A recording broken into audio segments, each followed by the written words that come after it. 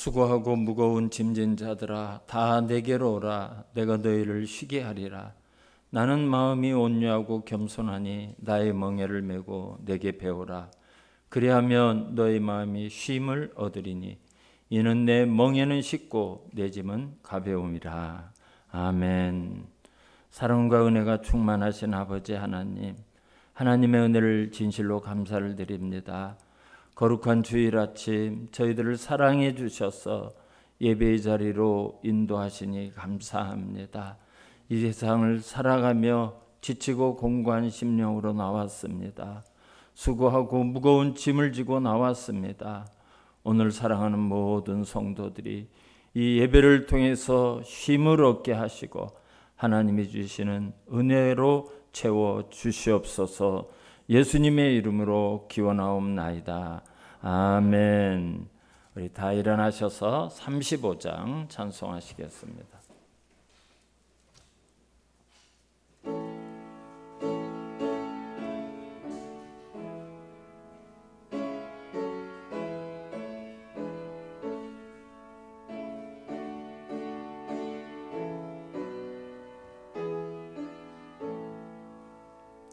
큰 영화로신 주 이곳에 오셔서 이 모인 자들로 주 백성 삼으사 그 중에 항상 계시고 그 중에 항상 계시고 큰 영광 나타내소서. 이 백성 기도와 또 예물 드림이 향내와 같으니 곧 받으옵소서. 주 예수 크신 복음, 주 예수 크신 복음을 만 백성 듣게 하소서.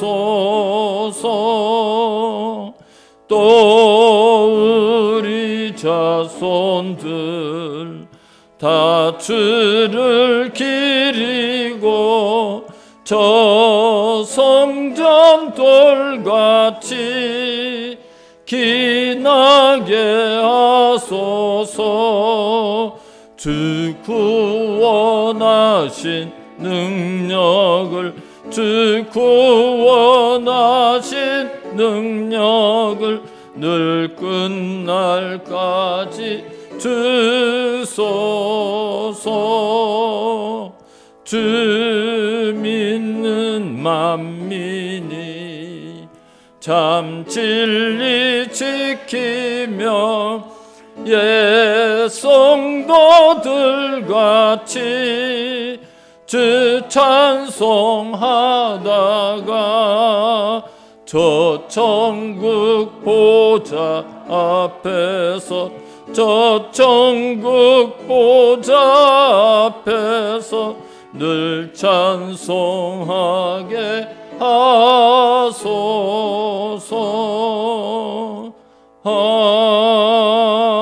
아멘. 교동문 45번째 시편 103편입니다. 내 영혼아 여호와를 송축하라.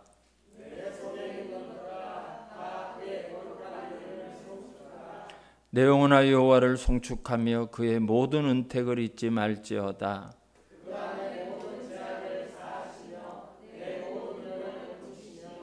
내 생명을 파멸해서 속량하시고 인자와 국률로 관을 씌우시며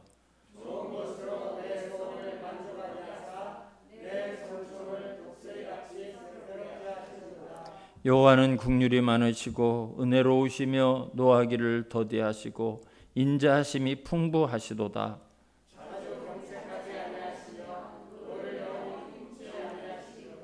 동이 서에서 먼 것 같이 우리의 죄과를 우리에게서 멀리 옮기셨으며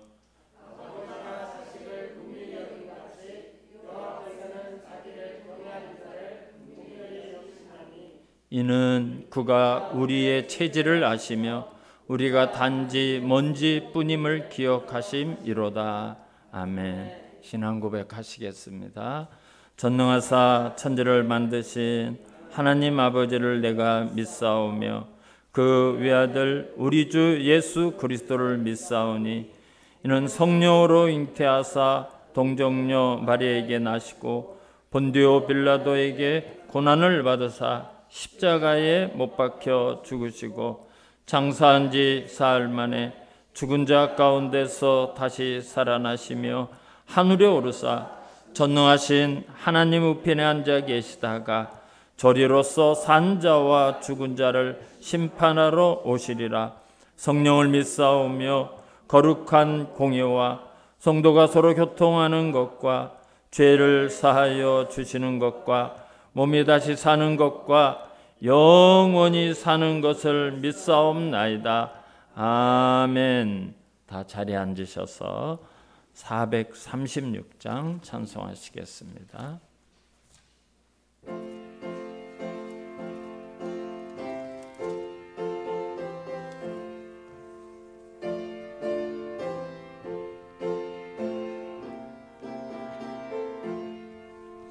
나 이제 주님의 새 생명 얻은 몸 옛것은 지나고 새 사람이로다.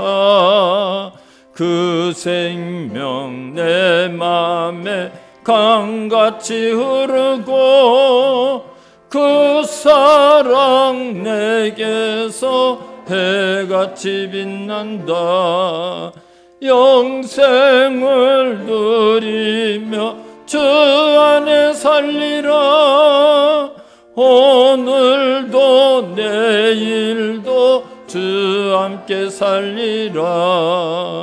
주 안에 감추인 새 생명 얻으니 이전에 줬던 것 이제는 값없다.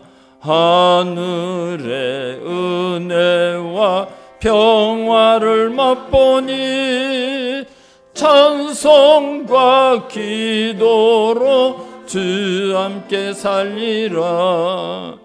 영생을 누리며 주 안에 살리라. 오늘도 내일도 주 함께 살리라. 산천도 초목도 새 것이 되었고 죄인도 원수도 친구로 변한다. 새 생명 얻은 자 영생을 누리니 주님을 모신 맘 새 하늘 이로다. 영생을 누리며 주 안에 살리라. 오늘도 내일도 주 함께 살리라. 주 따라가는 길 험하고 멀어도 찬송을 부르며 뒤따라가리라. 나 주를 모시고 영원히 살리라. 날마다 섬기며 주 함께 살리라. 영생을 누리며 주 안에 살리라. 오늘도 내일도 주 함께 살리라. 아멘.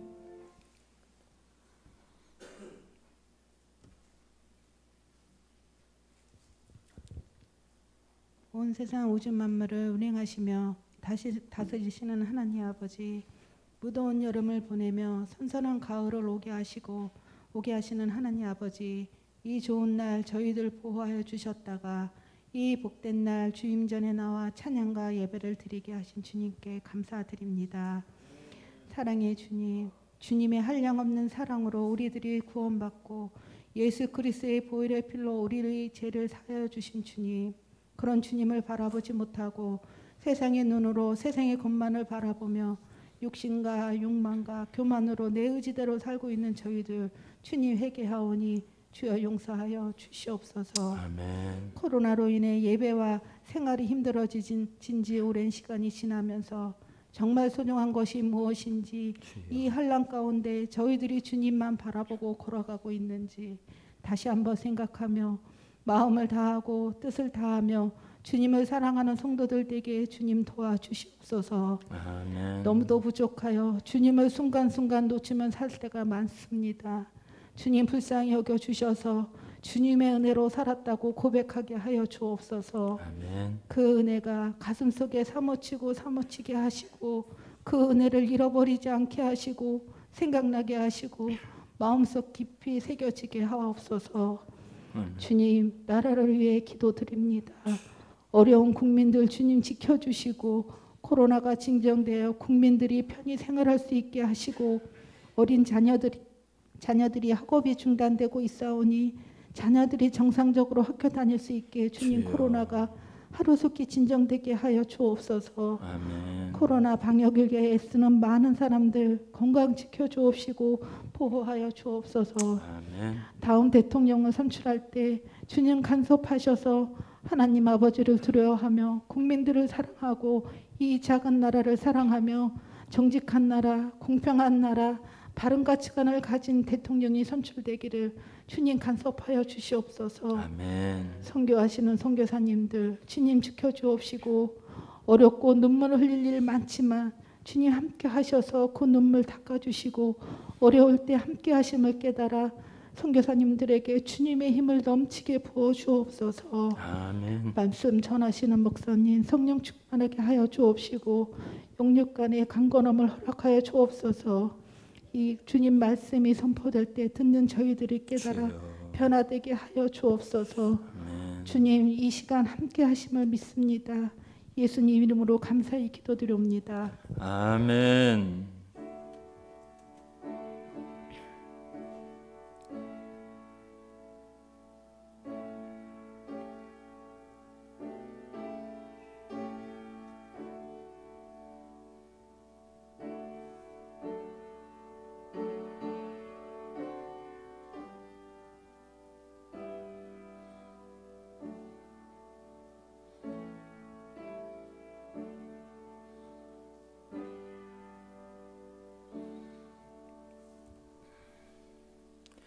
교회 소식 전해드리겠습니다. 잘 아시는 것처럼 코로나 확진자가 계속해서 확산되고 있습니다. 건강에 조심하시고 나라를 위해서 기도해 주시기 부탁드리겠습니다. 이런 환난의 시대일수록 우리는 신앙을 잘 지켜야 됩니다. 매일 말씀과 기도로 나를 무장하고 또 우리 가족을 위해서 또 기도하는 그런 시간을 가져주시기 바랍니다. 선교사님도 어렵고 한국 교회도 많이 어렵습니다.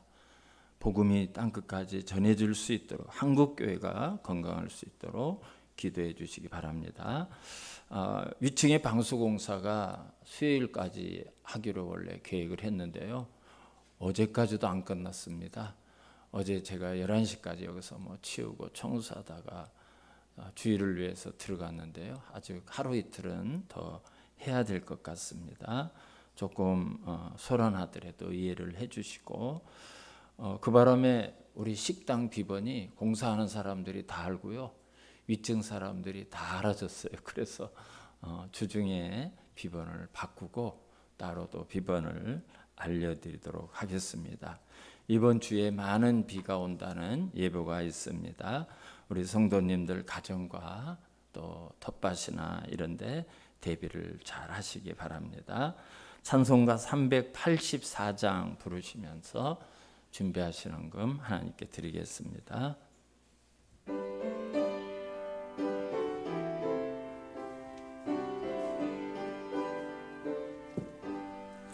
나의 갈 길 다가도록 예수 인도하시니 내 주 안에 있는 긍휼 어찌 의심하리요. 믿음으로 사는 자는 하늘 위로 받겠네. 무슨 일을 만나든지 만사형통하리라. 무슨 일을 만나든지 만사형통하리라. 아멘. 하나님 아버지 감사합니다. 오늘 우리가 예배 자리로 나오면서 우리의 삶이 주권이 하나님께 있음을 믿고 믿음으로 10의 1조를 구별해 드린 성도와 가정이 있습니다. 하나님께서 사랑하는 성도의 모든 삶을 책임져 주시고 성경에 약속된 은혜와 복으로 살아가게 하여 주시옵소서. 환난 가운데 하나님이 주신 은혜를 기억하고 감사 예물이 드려졌습니다. 하나님, 우리 사랑하는 성도들의 삶 가운데 날마다 하나님께 감사하는 귀한 은혜의 고백이 있게 하시고 또 삶의 모든 터전을 은혜의 장중에 붙들어 주시옵소서. 오늘도 선교지에서 복음을 전하는 선교사님을 위해서 성경금이 드려졌습니다.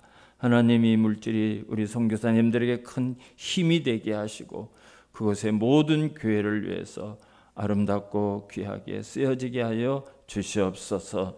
일천번제헌금, 건축헌금, 주일헌금 드려진 모든 헌금을 받으시고 하나님께서 천배 만배 열매가 있게 하여 주시옵소서.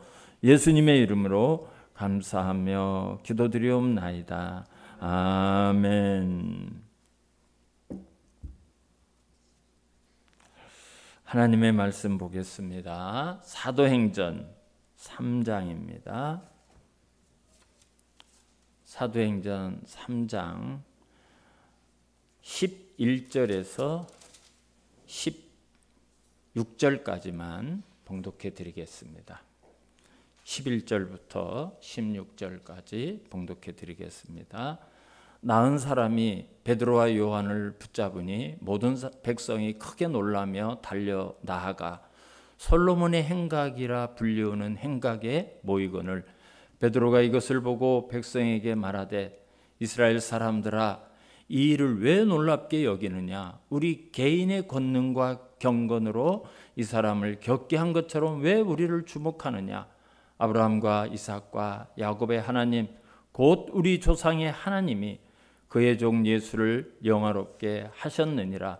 너희가 그를 넘겨주고 빌라도가 놓아주기로 결의한 것을 너희가 그 앞에서 거부하였으니 너희가 거룩하고 의로운 일을 거부하고 도리어 살인한 사람을 놓아주기를 구하여 생명의 주를 죽였도다. 그러나 하나님이 죽은 자 가운데서 그를 살리셨으니 우리가 이 일의 증인이라.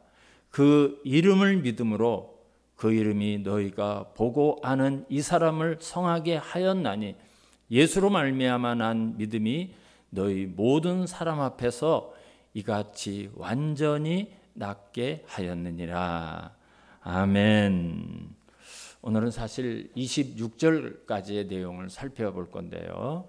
일단 오늘은 16절까지만 봉독해 드렸습니다.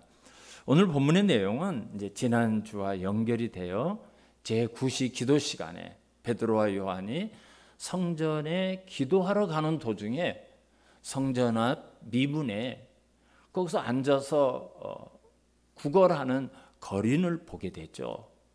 그 거린은 약 40년 동안 태어나서 40년 동안을 한 번도 걸어보지 못한 장애인이었어요. 그래서 구걸을 해서 먹고 사는 그 사람인데 베드로와 요한이 그 거린을 보게 됩니다. 주목하여 보게 됩니다. 어제도 있었고요. 아침에도 있었고요. 일주일 전에도 있었어요.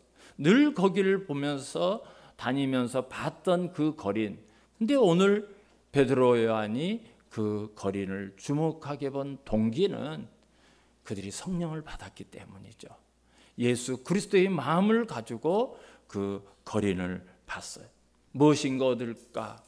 손을 벌리고 무엇을 얻기 위해서 구걸을 하는 그 거린을 주목하여 보던 베드로와 요한이 은과 금은 내게 없거니와 나사렛 예수 이름으로 일어나 걸으라는 선언과 함께 그 손을 잡아 일으켰을 때 40년 만에 그 거린 일어섰어요. 그래서 너무나 기쁜 나머지 성전으로 달려가서 걷기도 하며 뛰기도 하며 하나님을 찬양하는 그런 일이 있었습니다. 그 기적을 보고 두 가지 현상이 일어났어요. 오늘 11절을 한번 우리 같이 다 보겠습니다. 제가 읽어드릴게요. 나은 사람이 베드로와 요한을 붙잡으니 모든 백성이 크게 놀라며 달려 나아가 솔로몬의 행각이라 불리우는 행각에 모이거늘 그랬어요. 하나는 나은 사람이 이 베드로와 요한을 붙들고 안 놓는 거예요. 붙잡았다라고 하는 그 헬라 말이 가지고 있는 의미는 어깨에 매달렸다. 너무너무 좋겠죠. 여러분 40년 만에 태어나서 처음으로 걸었어요. 누구도 고칠 수 없다고 생각되는 그 장애인, 그 못 걷는 다리가 힘을 얻고 일어났어요. 이게 놓을 수가 없는 거예요. 또 하나의 의미는 거기 있는 많은 사람들에게 이분들이 나를 고쳐줬습니다. 이 사도들이 저를 고쳐줬어요. 그거를 이제 말하고 싶어서 그렇게 한 거죠. 그리고 또 하나는 모든 백성이 크게 놀라며 달려나아가 그랬어요. 솔로몬의 행각이라 불리우는 행각에 모이거늘. 여봐, 어이, 성전에 예배드리는 모인 사람들에게 놀라운 일이 일어났어. 저 미문 앞에서 구걸하던 그 거린, 그 걷지 못하는 사람이 일어나서 지금 걷기도 하고 뛰기도 하고 하나님을 찬양하고 있어. 사람들이 막 달려나왔대. 성전에서 예배하던 사람들 다 달려나왔어. 구경거리가 생긴 거죠. 그래서 사람들이 솔로몬 행각이라 불리우는 행각에 모였다 그랬어요. 여러분 이 행각이라는 것은 예루살렘 성전이 이렇게 있으면 동쪽에 있는 긴 회랑이에요. 그림 한번 이렇게 보겠습니다. 그림을 한번 보면 행각이 뭔가 솔로몬이 성전을 지었죠. 그래서 성전을 지으면서 이제 행각을 이렇게 만들었는데 저기 보면 왼쪽으로 이렇게 긴 갈색 모형으로 된 행각이 있죠. 지붕하고 기둥만 있어요. 기둥이 몇 개인가 하면 162개예요. 그러니까 기둥이 162개면 굉장히 큰 행각이죠. 그리고 길이가 185m나 되는 아주 큰 행각이 있어요. 저기서 이제 뭘 하는가 하면 성전에서 예배를 드리면 이제 랍비가 그곳에서 사람들을 모아놓고 하나님 말씀을 가르치는 거예요. 그리고 저기서 재판도 열리고 거기서 또 사람들이 모여서 쉬기도 하고 얼마나 팔레스타인 지역이 덥습니까? 그러니까 저희 그늘 지붕이 있는 곳에서 쉬기도 하고 제자들이 저기 나와서 하나님의 말씀을 전파하기도 하고 또 베드로가 설교했던 것이 저기예요. 요한복음 10장을 보면요. 예수님도 저기서 설교를 했어요. 하나님의 말씀을 가르치면서 하나님과 나와 동일하다, 하나다 이런 말씀을 했더니 저기서 그 예수님의 말씀을 듣던 사람들이 돌을 들어서 예수님을 치려고 하다 예수님을 붙잡으려고 했던 사건이 요한복음 10장에 나오고 있습니다. 그래서 이제 베드로가 기적을 행한 다음에 그 기적을 보고 사람들이 저 행각에 막 몰려드는데 그들을 향해서 오늘 베드로가 설교를 하기 시작을 했습니다. 성경을 보면 이제 저거는 그만 이렇게 집에 보내셔도 돼요. 성경을 보면 어떤 기적이 일어났다. 또 어떤 놀라운 이적이 일어났다 하면 그것으로 끝나지 않습니다. 거기에 대한 그 기적을 전후해서 반드시 설교나 어떤 하나님의 말씀이 증거가 돼요. 하나님 말씀이에요. 이것이 바로 오늘 베드로의 설교가 갖는 의미입니다. 이제 베드로가 기적을 행했어요. 사람들이 몰려왔어요. 와, 이게 무슨 일이야? 전부 다 베드로와 요한만 바라보고 있어요. 그래서 베드로가 이제 설교를 시작을 하는 거예요. 그런데요,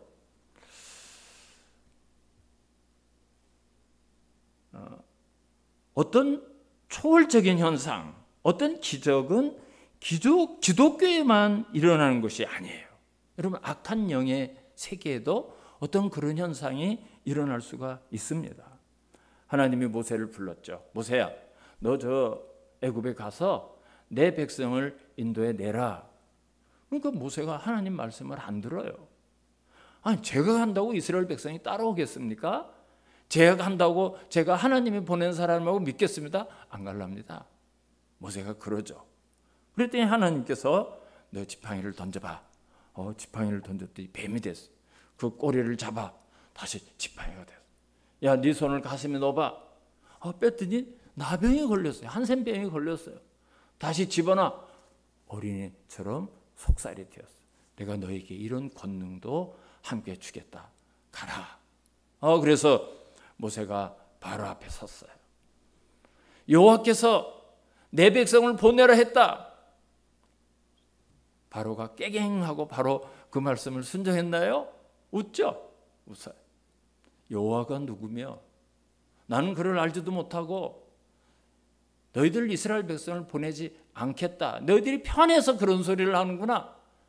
여봐라, 그들에게 벽돌을 만들 때 집을 주든 집을 주지 말고 자기 스스로 집을 구해서 예전과 동일한 숫자의 벽돌을 만들도록 해라. 더 어려운 고통이 이스라엘 백성에게 왔어요. 그래서 모세가 애굽 앞에 서서 지팡이를 탁 던졌어요. 까불어 하나님께서 이런 능력이 있네. 그랬더니 바로가 자기의 마술사들을 불러서 그들도 지팡이를 던졌더니요, 그것도 뱀이 되는 거예요. 물론 이 모세의 그 지팡이가 됐던 뱀이 그걸 잡아먹죠. 우리도 그런 거 할 수 있어. 이번에는 지팡이를 가지고 물을 쳤더니 그 물이 피가 되었어요. 나일강이 피가 돼요. 근데요, 애굽의 마술사들도 그런 일을 할 수가 있어요. 그런 일을 행해요. 그래서 이번엔 애굽에 있는 개구리가 막 육지로 올라오도록 모세가 기적을 일으켰더니 그것도 해요. 그러나 여러분, 차이가 있어요. 차이가. 그걸 회복시키지는 못해요. 거기까지예요. 거기까지. 그 후에 모세는 10가지 재앙을 애굽에 내려요. 그건 누구도 막지 못하죠. 마지막 10번째 재앙은 애굽의 모든 장자가 다 죽는 그런 재앙을 통해서 이제 애굽이 항복하고 이스라엘 백성을 내보내게 됩니다. 여러분, 애굽의 마술사도 어떤 것까지는 할 수가 있었어요. 그러나 하나님이 내린 재앙을 막을 수가 없었고요. 근본적으로 다른 거예요. 신약에도 그런 게 있어요. 이제 우리가 사도행전 8장에 가서 볼 내용이지만요, 사마리아 성에 사도행전 8장을 보면 시몬이라는 마술수가 있었어요. 이 시몬이라는 마술사가 얼마나 많은 기적을 행하는 사람인가 하면 사도행전 8장 9절과 10절을 보면 그 성에 시몬이라는 사람이 전부터 있어 마술을 행하여 사마리아 백성을 놀라게 하며 자칭 큰 자라 하니 낮은 사람부터 높은 사람까지 다 따르며 이르되 이 사람은 크다 일컫는 하나님의 능력이라 하더라. 이 시몬의 마술이 얼마나 놀라운지 백성들이 놀랄 뿐만 아니라 큰 자나 작은 자나 어떤 지식이 있고 높은 사람이나 어떤 서민들까지 다 합해서 이거 하나님이 하는 일이야. 저 사람은 하나님이 사용하는 사람, 하나님의 능력만 이런 일이 할 수 있어. 이 정도였다는 거예요. 이 정도. 근데 여러분, 빌립 집사가 사마리아 가서 복음을 전하게 되는데요. 이 복음을 받아들여요. 이 시몬이 예수를 믿고 세례를 받습니다. 그런데 사도들에게 빌립 집사가 사마리아에 가서 복음을 전하는데 많은 사람들이 예수를 믿고 그들이 세례를 받는다는 소식을 듣고 베드로와 요한이 확인차 사마리아를 가게 돼요. 그런데 정말 많은 사람들이 예수 그리스도의 복음을 받아들이는 거예요. 세례까지는 받았지만 아직 그들이 성령을 못 받았어요. 그래서 베드로와 요한이 그들에게 안수를 해주면서 성령이 그곳에 임하는 것을 보게 돼요. 그러니까 이 시몬이 이야, 저 사람들이 안수를 하니까 성령님께서 임하네. 돈을 싸들고 온 거예요. 막 돈을 싸들고 와서 사도님들, 나에게도 이 돈을 줄 테니까 나에게도 사람들에게 안수만 하면 성령이 임하는 권능을 좀 주시오. 시몬이 점쟁이답게, 마술사답게 그런 요구를 해요. 그래서 베드로가 뭐라고 얘기하는가 하면, 베드로가 이르되 내가 하나님의 선물을 돈 주고 살 줄로 생각하였으니 내 은과 내가 함께 망할지어다.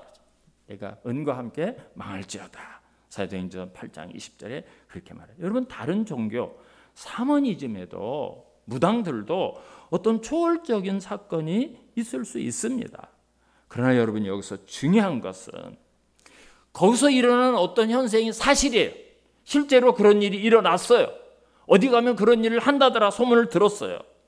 그러나 우리는 그것이 진리인가, 거기에 생명이 있는가, 그걸 분별할 수 있어야 돼요. 여러분, 그걸 분별해야 돼요. 사실이라고 다 진리가 아니기 때문에요. 사실이라고 거기에 사람을 구원하는 생명이 있는 것이 아니기 때문에, 귀신도 얼마든지 이상한 현상을 보일 수 있고요. 무당이 작두를 타고요, 귀신을 부르고요, 귀신이 신통하게 맞출 수가 있어요. 제 셋째 여동생이 동네에서 옛날에는 굿을 많이 했지 않습니까? 그래서 거기 이렇게 쭈그려 앉아가지고 앞에 앉아가지고 굿하는 걸 구경을 해요. 막 이 무당이 막 굿을 하다가 갑자기 뻘떡 일어나는데 내 동생을 탁 붙잡고, 야, 너는 예수 믿는 게 왜 여기 와서 앉아가지고 내 굿이 안 되게 당장 꺼져, 빨리 집으로 가, 막 쫓겨났대요. 그래서 내가 참 신통한 무당이다, 신통력 있는 무당이다. 여러분, 엉터리 무당은, 제가 엉터리 무당은 막 이리 할 게 없으니까 동해물과 백두산이 마르고 동해물과 애국가 부르는 무당 봤어요. 근데 여러분, 신통한 무당은 막 작두도 타고 실제로 그런 거 해요. 그런 악한 영이 그런 게 있습니다. 그러나 거기에 생명이 있는가, 구원이 있는가, 진리가 있는 게 하는 거죠. 사탄도 어느 정도의 역사가 있어요. 우리가 마가복음 5장을 보면 예수님이 거르사 지방에 딱 도착을 했는데 그 무덤에 있던 사람, 군대 귀신이 들렸던 사람이 예수님을 딱 보고 뭐라고 말하죠? 예수님을 보자마자 달려와서 절하고 지극히 높으신 하나님의 아들 예수여, 나를 괴롭히지 마옵소서. 여러분, 아무도 예수님을 알아보지 못하는 그때 이 귀신은 예수님을 딱 알아봐요. 지극히 높으신 하나님의 아들 예수여, 나를 괴롭히지 마옵소서. 자기를 멸망시킬 수 있는 능력이 있다는 것을 알아요. 여러분, 어떤 사람이 신통하게 안다? 여러분, 거기에 진리가 없어요. 귀신이, 악한 영이 얼마든지 그렇게 할 수 있다는 걸 알아야 돼요. 그러니까 우리는 그런 분별력이 있어야 돼요. 그 귀신이 숭배의 대상이 됩니까? 그 귀신이 생명력이 있습니까? 그 귀신이 사람을 구원할 수 있습니까? 같이 망하게 하는 존재죠. 같이 망하게 하는 존재. 사탄은 아담과 하와를 미혹했던 능력이 있어요.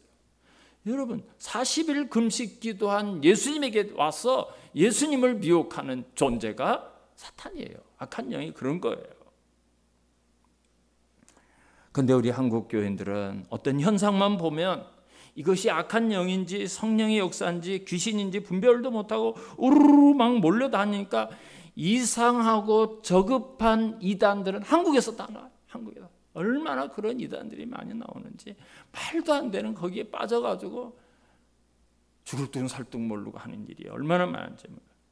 그래서 성경을 보면 어떤 사건과 기적이 있는 전후에는요, 반드시 하나님의 말씀이 선포가 돼요. 선포가 되는 거예요. 그 기적에 대해서, 이 사건이 가지는 의미에 대해서 하나님의 말씀을 통해서 그것을 다시 해석하는 거예요. 그걸 설명해 주는 거예요. 어떤 관계가 있는가? 그걸 말씀하는 것이 이런 설교예요. 그래서 신앙과 그걸 보고 깜짝 놀라서 막 흔들리는 감정과 균형을 잡아주고 분별할 수 있도록 하는 거예요. 사랑하는 성도 여러분, 저와 여러분이 신앙생활을 하면서 어떤 환상을 볼 수 있어요. 뭐 이상한 꿈도 꿀 수 있어요. 놀라운 영적인 체험도 할 수가 있습니다. 여러분, 저도 그런 거 이 강단에 서서 이야기하려면 할 얘기가 굉장히 많아요. 있어요. 일절 안 하잖아요. 일절 안 하잖아요. 그건 개인적인 체험이고요. 그것이 아닐 수도 있기 때문에 그러는 거예요. 그 분별을 해야 돼요. 분별을. 근데 자꾸 그런 신비주의로 나가면요, 우리 성도님들 가끔 보면 매일 하나님과 얘기한다고 대화한다고, 그럼 맞아야죠. 하나님 주셨다는 말씀이 맞아야죠. 10개 얘기하면 8개 9개는 안 맞는데 하나님이 그럼 뭐 거짓말했어요? 뻥쳤어요? 그럼 맞아야 될 거 아니야. 하나님이 그렇게 주셨다면. 직통 계시를 받는다고 주장하는 사람이 가끔 있어요. 그건 두 가지예요. 하나는 악한 영의 장난에 놀아는 거고, 아니면 사기예요. 아니면 사기꾼이에요. 여러분, 분별을 해야 돼요. 어떤 신앙의 은혜의 체험들이 반드시 하나님의 진리의 말씀인 하나님의 말씀과 맞춰볼 수 있고, 또 그것과 균형이 맞아야 돼요. 그러니까 말씀과 기도도 늘 같이 해야 돼요. 그래서 교회의 기본, 교회의 기초는 언제나 정확한, 영원히 변하지 않는 하나님의 말씀이 기초가 되는 교회와 신앙을 가져야 됩니다. 신앙을 가져야 돼요. 그래서 우리가 신약 성경만 봐도 기적과 역사가 일어난 것은 반드시 먼저 말씀을 주셨거나, 또 그 다음에 말씀이 선포돼서 그 기적을 가지는 의미를 가르치는 작업이 이루어져요. 제가 조금 전에 사도행전 8장, 거기 사마리아 성에서 빌립이 복음을 전했다고 그랬어요. 사도행전 8장 5절부터 8절을 보면 빌립이 사마리아 성에서 복음을 전하는데 어떻게 했는가? 여러분, 한번 우리가 잘 관심 있게 볼 필요가 있어요. 5절을 한번 보시면, 빌립이 사마리아 성에 내려가 그리스도를 백성에게 뭐 했죠?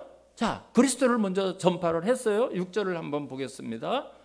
무리가 빌립의 말을 듣고 행하는 표적도 보고 한 마음으로 그가 하는 말을 따르더라. 빌립의 말은 하나님의 말씀을 증거한 거예요. 7절. 많은 사람들에게 붙었던 더러운 귀신들이 크게 소리를 지르며 나가고, 또 많은 중풍병자와 못 걷는 사람이 나오니 그 성에 큰 기쁨이 있더라. 그랬어요. 큰 기쁨이 있더라. 여러분, 말씀과 기적이 함께 행해질 때 그 성에 큰 기쁨이 있었다고 그랬어요. 그 기쁨이 뭐죠? 하나님의 말씀을 깨닫는 기쁨, 복음의 기쁨. 하나님의 말씀이 이거였구나. 바로 이게 여기에 적용되는구나. 그래서 오늘 베드로의 기적을 일으켰는데 사람들이 막 달려 나왔어요. 다 몰려 나왔어요. 베드로를 주목해, 요한을 주목해.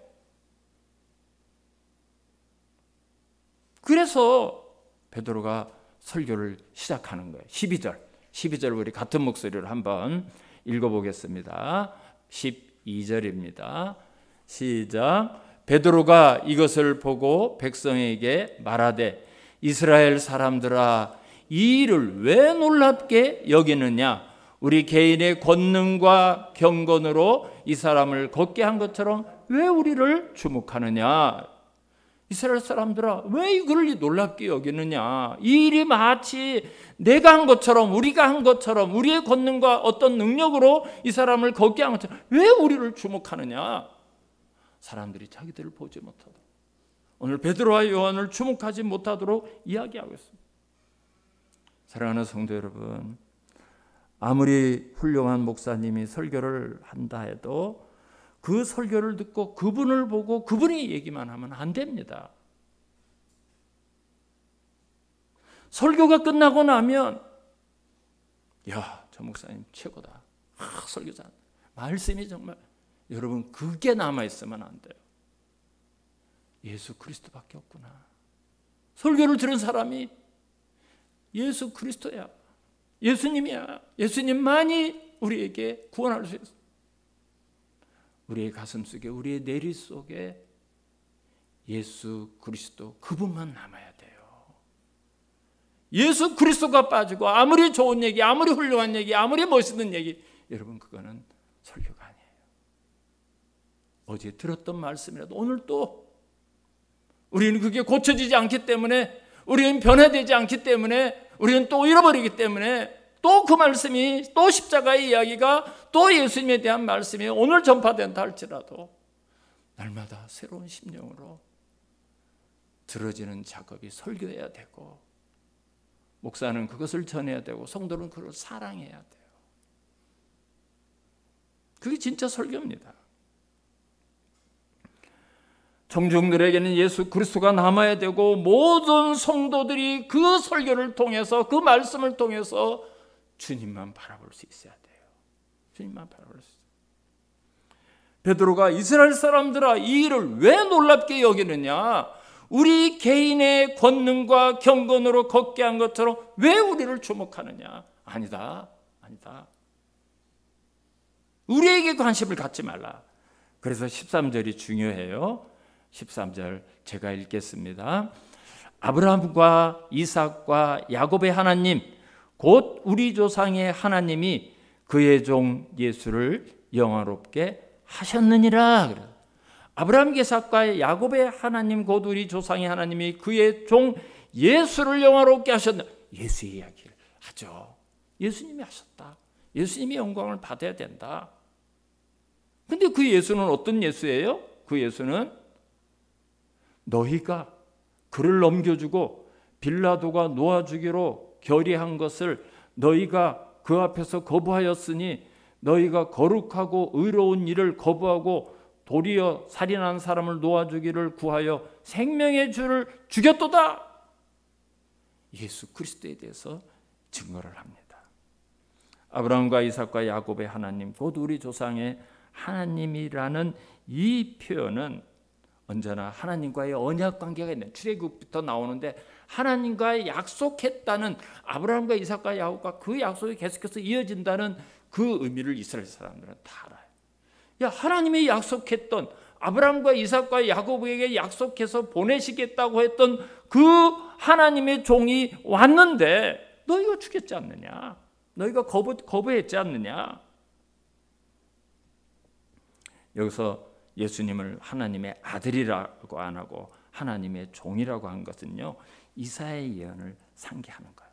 이사야서를 보면 계속해서 그리스도를 하나님의 종, 고난받는 종, 그렇게 이야기해요.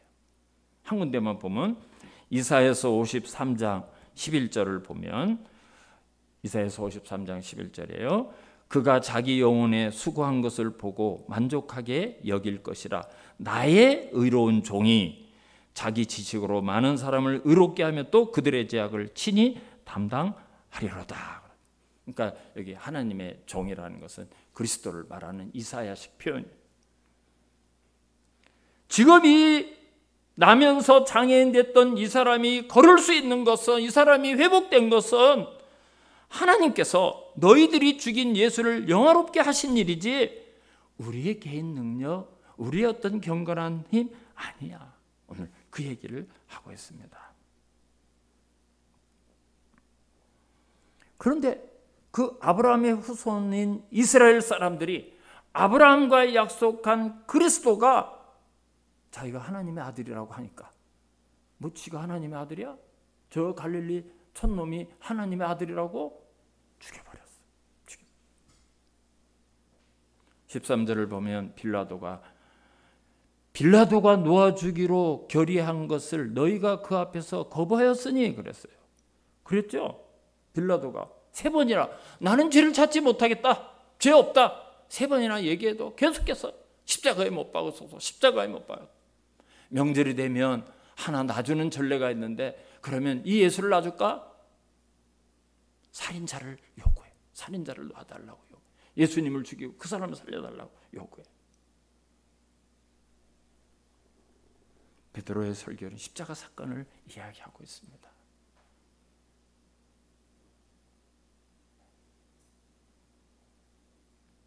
생명의 주를 죽였도다.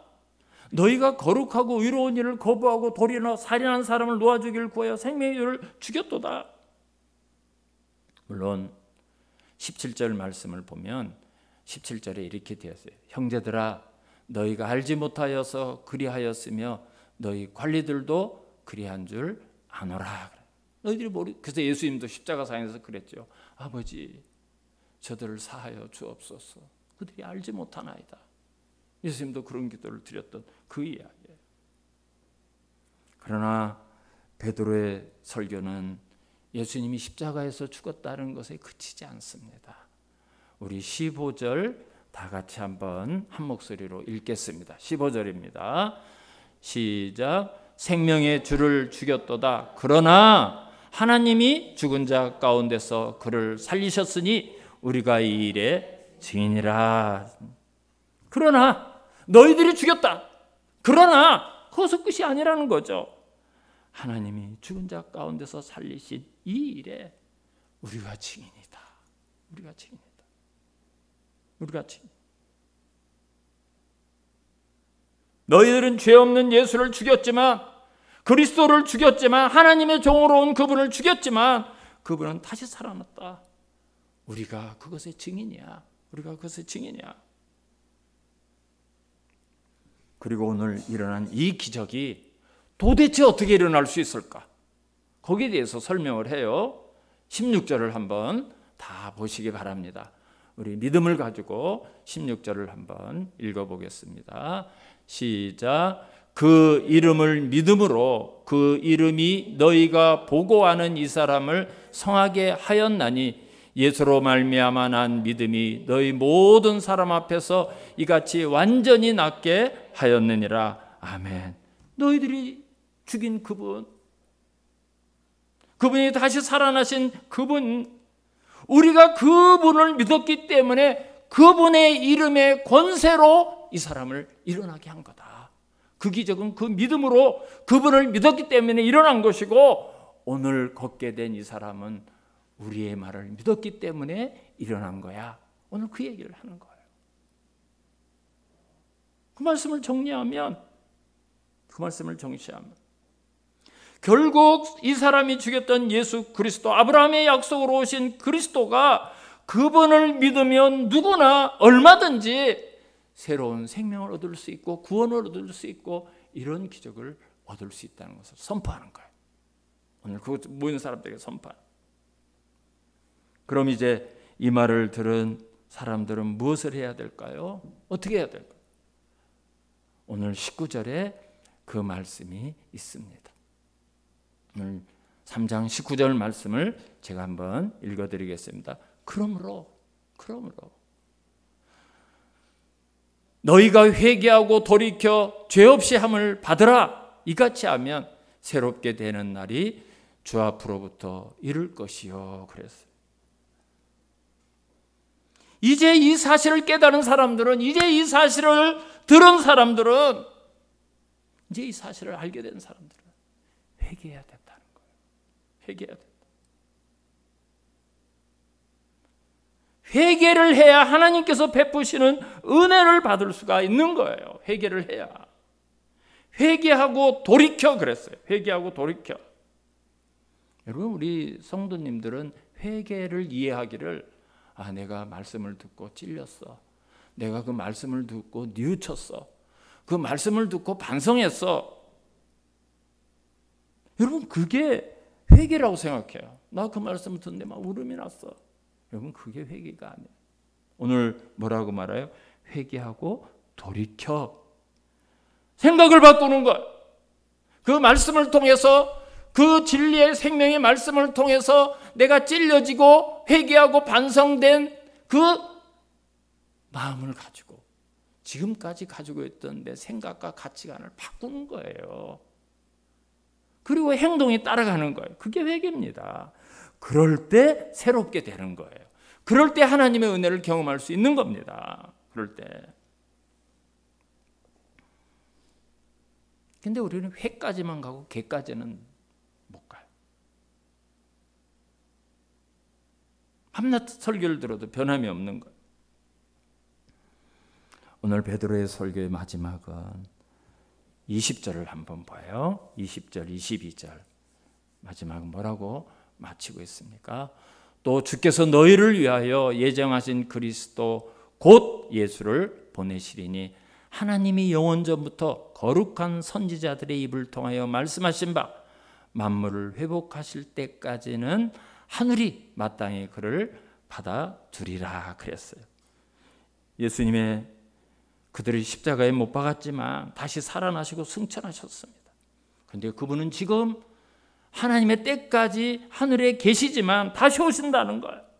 왜 다시 오시는가? 그분이 이 깨어진 세상, 어지러진 세상, 타락한 세상, 우리의 힘으로 해결할 수 없는 이 세상을 완전히 회복시키고 우리를 완성시키기 위해서 오시는 거예요.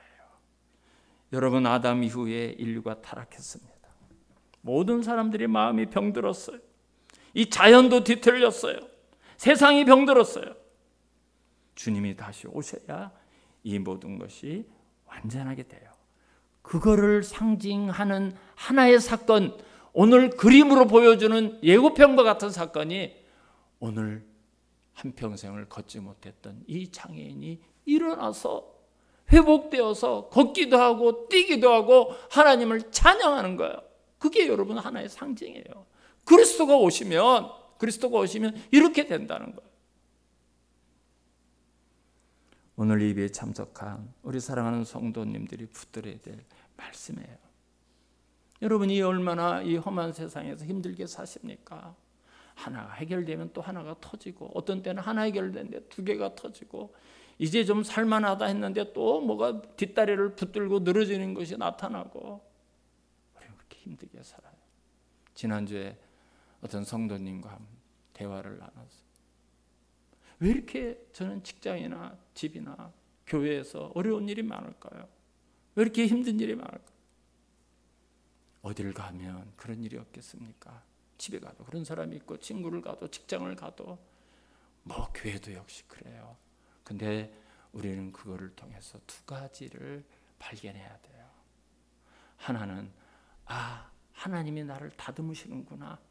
내가 하나님 앞에 섰을 때 거룩하고 온전한 성도가 될 수 있도록 나의 모난 부분, 나의 뾰족한 부분, 이런 거를 하나님이 다듬으시는구나.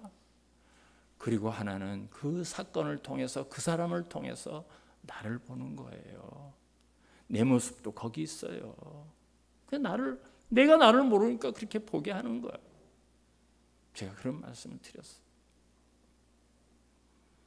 예수 그리스도가 재림하시는 날 회복의 모습이 이사야서 11장에 있어요. 2절만 제가 한번 볼게요.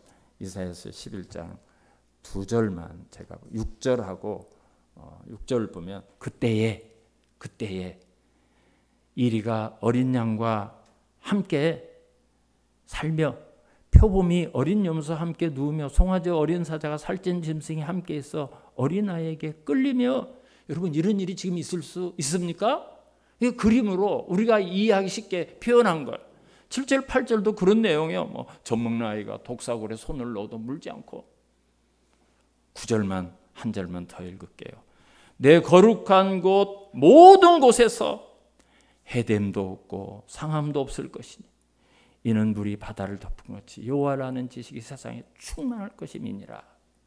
그리스도가 오셔야 이런 세상이 되는 거예요. 그리스도가 오셔야. 여러분, 이 땅에 진정한 평화가 있었을 때가 있습니까? 어느 민족이 어느 시대에 언제 진정한 평화를 누렸다고 말할 수 있는 곳이 어디가 있고 언제 있었습니까? 없어요. 이 세상, 이 불안한 마음, 깨어진 모든 관계가 완전하게 회복되는 주님이 다시 오셔야 가능한 거예요. 주님이 오셔야 돼요. 예수님이 오시는 날, 그날 완전하게 돼요. 그래서 20절에서 주께서 너희를 위하여 예정하신 그리스도 곧 예수를 보내시리라. 우리 때문에 예수님이 다시 오시는 거예요. 그날 예수 그리스도를 부인하고 우리의 복음을 거절하고 예수 그리스도를 믿지 않는 사람은 심판이지만, 우리는 완전한 구원, 온전한 구원이 이루어지게 하기 위해서 주님이 오시는 것. 그동안 우리가 흘렸던 눈물을 닦아주시고, 그리고 우리 아팠던 가슴을 어루만져 주시고 우리 보상해 주시는 거예요. 마지막 26절 한 번만 보고, 오늘 본문 26절 한 번만 보고 마칠게요. 26절. 하나님이 그 종을 세워 복 주시려고 너희에게 먼저 보내사 너희로 하여금 돌이켜 각각 그 악함을 버리게 하셨느니라. 그래서 여러분, 하나님이 그 종을 왜 세웠는가? 복 주시려고. 복 주시려고. 여러분, 우리를 하나님이 왜 부르셨어요? 복 주시려고요. 복 주시려고. 우리에게 복 주시려고 저와 여러분을 부른 거예요. 우리가 돌이켜서, 우리가 그리스도인이 되어서, 우리가 점점 다듬어져서 그 종을 세워 복 주시려고. 하나님은 저와 여러분을 복 주시려고 부르셨습니다. 믿으십니까? 여러분, 신앙생활이 힘들다고 생각하지 마세요. 감사. 그래서 범사에 감사할 수 있어요. 저와 여러분이 이런 복음의 말씀을 잘 정리하고 마음에 간직하고 모든 상황 속에서 그리스도를 바라보며 그날을 기다리며 살고, 이제 우리가 복 주시려고 다 부름을 받았으니 하나님이 주시는 복으로 살아가는 우리 사랑하는 성도님들이 다 되시기를 주님의 이름으로 축원합니다. 우리 다 일어나셔서 438장 찬송하시겠습니다.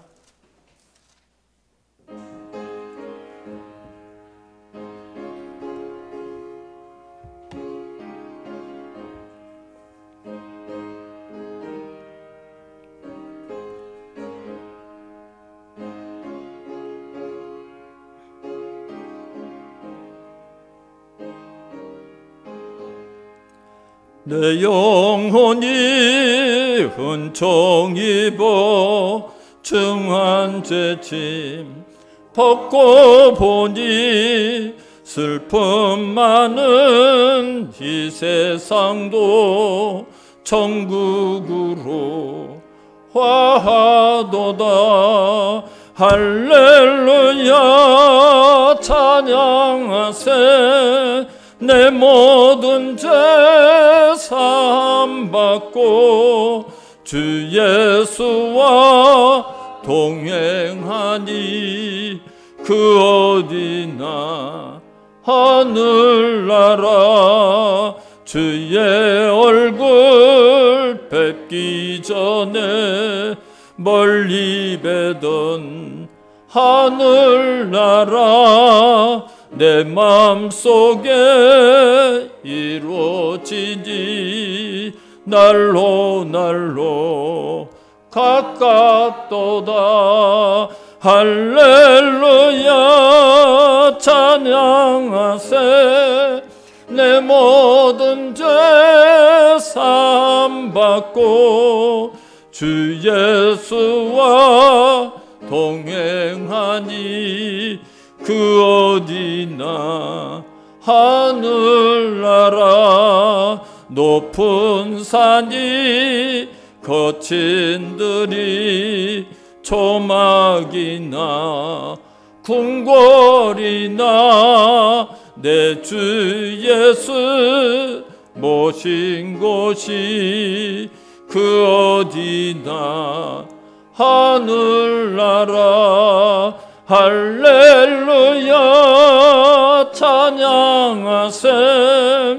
내 모든 죄 사함받고 주 예수와 동행하니 그 어디나 하늘나라. 아멘.